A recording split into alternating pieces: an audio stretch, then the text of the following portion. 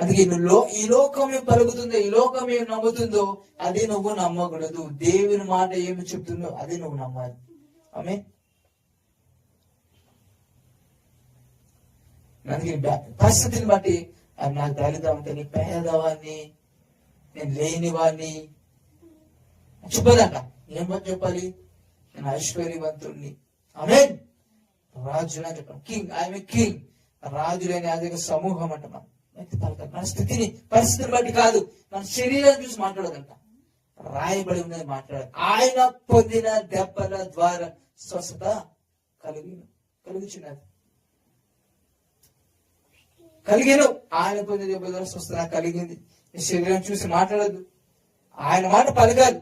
ఈ లోకమే ఏ మాట నాకు చెప్పొద్దు. ఈ డాక్టర్స్ రిపోర్ట్ ఏం చేస్తారు, ఏం చెప్పొద్దు. మనుషులు వైపు చెప్పేది నువ్వు పలకొద్దు. దేవుని మాట పలక. ఆయన ఏ సైడ్ ఎదురించుతున్నది కానీ చనిపోలే అని చెప్పినాడంట. ఒకరా చూసే చనిపోయింది కదా, మరి చనిపోయింది.